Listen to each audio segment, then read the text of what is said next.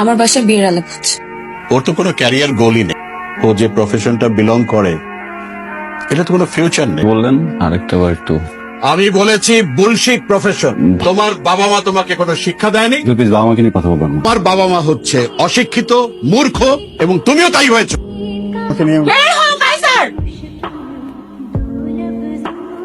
আমাকে কি একবার নাম ধরে ডাকবে?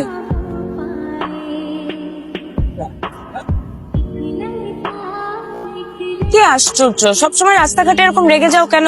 এটা মানুষ, চোখ গালিয়ে দিতে পারলে খুব ভালো। তাহলে তো বাংলাদেশে অর্ধেকের বেশি মানুষের চোখই থাকবে না। না থাকলে তো ভালো, তোমাকে কেউ দেখতে পারবে না, কিন্তু আমি দেখবো। আর আমি দিনরাত এক করে প্রতিদিন থানায় দৌড়াবো, কোর্টে দৌড়াবো নাকি? হ্যাঁ, সমস্যা আছে।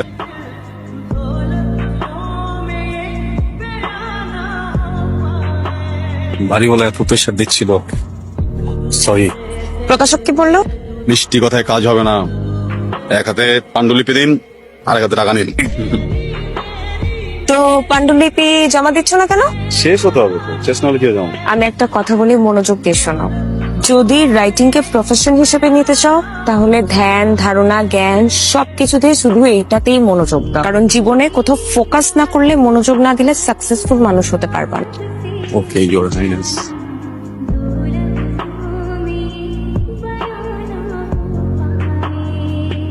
হ্যালো, ওয়ালাইকুম আসসালাম।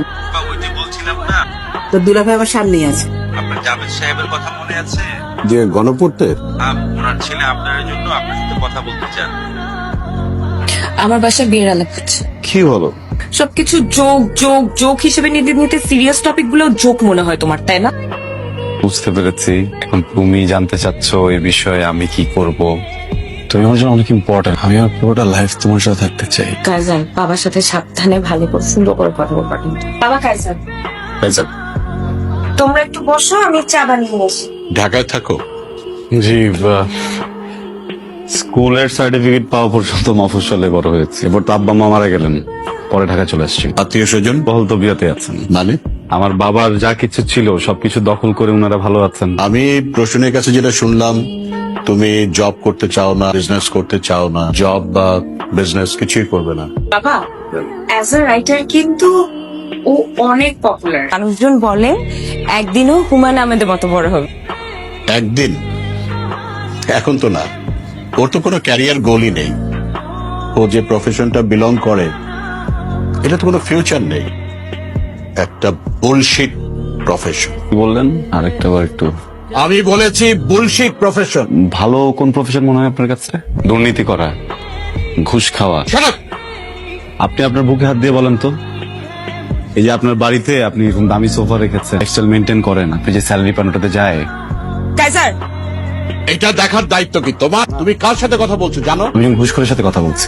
তোমার বাবা মা তোমাকে কোনো শিক্ষা দেয়নি। প্লিজ বাবা মাকে নিয়ে কথা বলবেন না। তোমার বাবা মা হচ্ছে অশিক্ষিত, মূর্খ এবং তুমিও তাই হয়েছো। উনি একটা বয়স্ক মানুষ, উনি না হয় তোমার কোনো কথায় বিরক্ত হয়েছে, তাহলে একটু মুখটা বন্ধ করে রাখো। প্রফেশন নিয়ে কথা বলবো। মুখ বন্ধ করো কাইজার। কাইজার, বেশ বাসা থেকে বের হবো। এটা কোনো ওয়ার্নিং না, এটা আমার ফাইনাল ডিসিশন।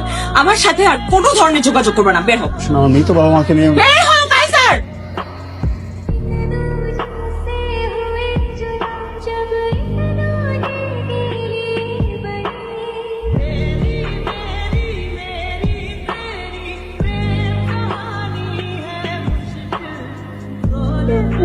এই যে দেখো আমার দিকে। এই শোনো, আমি বেরোচ্ছি। কেন ব্রেকফাস্ট করবে না?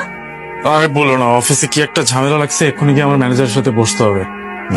আজ তোমার আমি কতবার সাবধান করছি, কথা শোনো নাই। কোম্পানির পলিসির বাইরে গিয়ে দিনের পর দিন অনিয়ম করছো, কিচ্ছু হবে না, কেউ জানবে না। নতুন সিওর ব্যাপারে আমি তোমার বলি নেই, কিভাবে জেলে যেতে না হয় সে ব্যবস্থা করো। স্যার আজ দেখা করতে পারবেন না। আপনার কিছু বলার থাকলে আপনি তদন্ত করুন। কি হয়েছে তোমার? বলো আমাকে। অফিসের একটা ফাইন্যান্সিয়াল প্রজেক্ট নিয়ে অনেক বড় ঝামেলা হয়ে গেছে। কালকে আমি যাবো, যে ওনার সাথে কথা বলবো। এরকম একটা সিচুয়েশনে আসলে ওকে কিভাবে কি বলা উচিত। আগে সিইও থাকলে আমি খুব সহজেই ব্যাপারটাকে ম্যানেজ করতে পারতাম, তো এখন যিনি আছেন খুব স্ট্রিক্ট। তার সাথে দেখা করে সরাসরি কথা বলেন, আপনাদের যে সন্তান আছে ওই ব্যাপারটা ওনাকে বুঝিয়ে বলেন, দেখেন যদি তাকে নরম করা যায় আর কি। কাজার,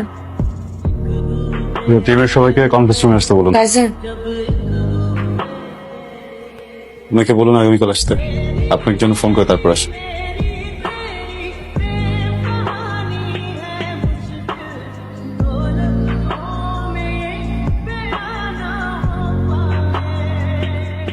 বছরটা দিতে হবে, হ্যাঁ দিন সম্মত। আপু আপনার কালকে আসেন, হ্যাঁ? বসুন। তুমি প্লিজ আরেকবারের জন্য লাস্ট ট্রাই করবা, আমার লাস্ট। তুমি প্লিজ আরেকটা বার একটু কথা বলে দেখো। প্লিজ বলুন, ভিতরে যাবেন ম্যাডাম। আমার সাথে কথা বলার জন্য কি 5টা মিনিট সময় নেই তোমার হাতে? ম্যাডাম অফিসের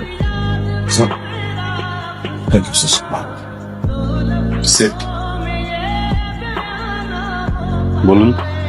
আমার হাজবেন্ডের নাম আবরার ফাহিম। ওর এগেনস্টে তদন্ত কমিশন গঠিত হয়েছে। অপরাধের যেন সর্বোচ্চ শাস্তি হয়। আপনি আসতে পারেন। ও মাই গড, কাইজার ভ্যাগাবন ছেলেটা এখন সিইও। ও এখন বাগে পেয়ে আমাদেরকে প্রতিশোধ নিতে যাচ্ছে। না বাবা, এটা মনে হয় ঠিক হবে না, কারণ ডিপার্টমেন্টে আবরারের ঘুষ খাওয়া নিয়ে বেশ কয়েকদিন ধরে কথা চলছিল। ইভেন ম্যানেজার স্যার আবরারকে এটা নিয়ে ওয়ার্ন করেছে। আমি অফিসে গিয়ে কথা বলবো, দেখি কি করা যায়। কাইজার, তুমি কি আমাকে চিনতে পেরেছো? জি না। আমি প্রসূনের বাবা। সরি, কোন প্রশ্ন? আমি আসলে এসেছিলাম আবরার ফাহিমের ব্যাপারে কিছু বলার জন্য।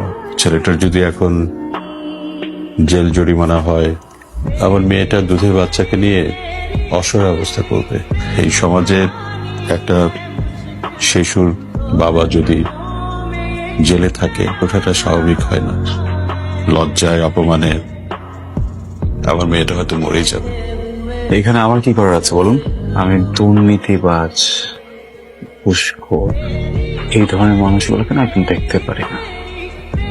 তার জন্য খুব ভালো হবে যদি এক্ষুনি এখান থেকে বেরিয়ে যান।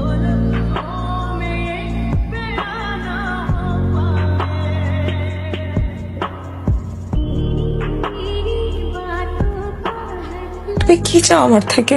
আমার জীবনটা কি তুমি তুলছো? কি করলে তোমার একটু শান্তি হবে বলো তো?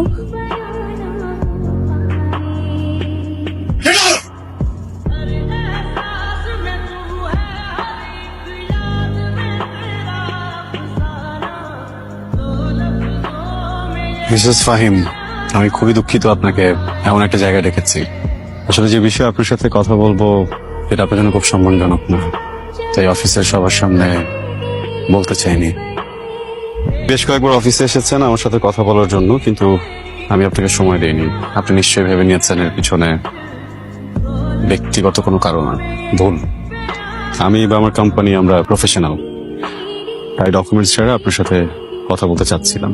ফাইনালি ইনভেস্টিগেশন রিপোর্ট চলে এসেছে। এখানে আপনার হাজবেন্ডের করা সব ফ্রডের ডিটেলস আছে। একজন সচেতন মানুষ হিসেবে পুরোটা দেখে আমাদের বলবেন এখন আপনার হাজবেন্ডের সাথে আমাদের কি করা উচিত। তোমার যেটা ভালো মনে হয় তুমি করো, আমার তোমাকে বলার কিছু নেই। মিসেস ফাহিম, আমরা অবিবেচক নই। আপনার পরিবারের বিষয়টা আমরা ভেবেছি, আপনার সন্তানের বিষয়েও ভেবেছি। আপনার হাজবেন্ড যে পোস্টে চাকরি করছিলেন তার জন্য আমরা বাহির থেকে এখনো কাউকে হায়ার করছি না। অ্যাপয়েন্টমেন্ট লেটার আপনি চাইলে কাল থেকে জয়েন করতে পারেন। Thank you. ওকে। কাইজার,